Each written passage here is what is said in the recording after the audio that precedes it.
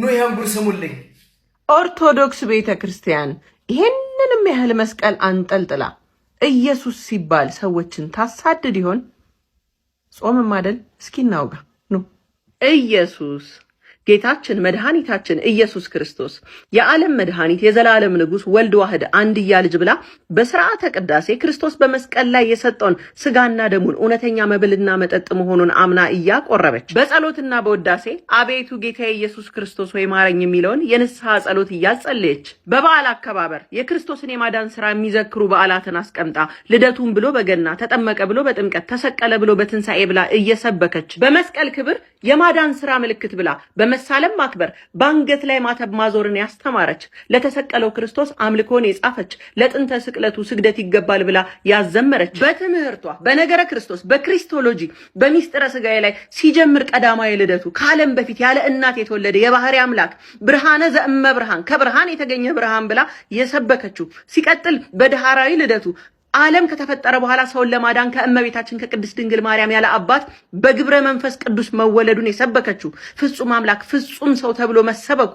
እንደኛ ሰው ሆነ፣ ተራበ፣ ተጠማ፣ ሞተ፣ ከኃጢአት በቀር ሁሉን ነገር መሰለን መባሉ መሰበኩ ሲሰልስ ደሞ ተዋህዶ ያለ መቀላቀል ያለ መለያየት አንዱ አካል አንዱ ባህሪ ሆነ ስትል የሰበከችው በቅዳሴው የኢየሱስ ክርስቶስ ስቅላትና ሞት ትንሣኤው በበዓላት በአጽዋማት ምስክርነቱ ልደት፣ ጥምቀት፣ ሆሳዕና፣ ስቅላት፣ ትንሣኤ፣ ዕርገት፣ ጰራቅሊጦስ ብላ የእግዚአብሔርን የማዳን ሥራ የሰበከችው በአብይ ጾም የክርስቶስን መከራና ትህትና እንድናስብ የጠየቀችው በስንክሳር በወንጌል ንባብ በሃይማኖት አበው ስለ ኢየሱስ ክርስቶስ አምላክነት ሰው መሆኑን ሚስጥር ያመሳጠረችው ማንበብ የማይችል ሰው እንኳን ቢሆን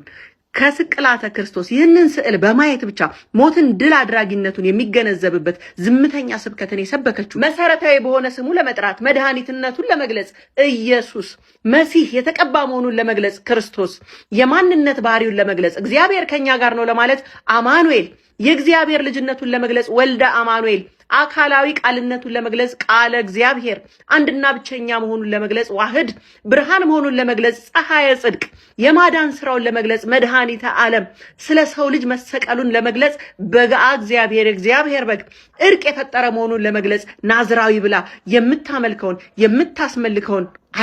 አላለቀም ምስጋና ለእርሱ ይሁን ለማለት ሎቱ ስብሐት አምላክነቱ ሳይለወጥ ከድንግል ለመወለዱ ወልደ ማርያም መጀመሪያና መጨረሻ መሆኑን ለመስበክ አልፋ ወኦሜጋ ኢየሱስ ክርስቶስ እውነተኛ ጌታ የፍጥረታት ሁሉ ገላጭ ነው ለማለት አዶናይ ሁሉን ቻይ ነው ለማለት ኤልሻዳይ አምላክነቱን ለመስበክ ኤሎሄ መጀመሪያና መሰረት ነው ለማለት ዮድ ሕይወትና እውነተኛ መምህር መሆኑን ለመግለጽ ራቢዮን ረዳትና አዳይ ነው ለማለት ሳዶር መጠጊያ ከለላ ነው ለማለት አላዶር እያለች ያስተማረች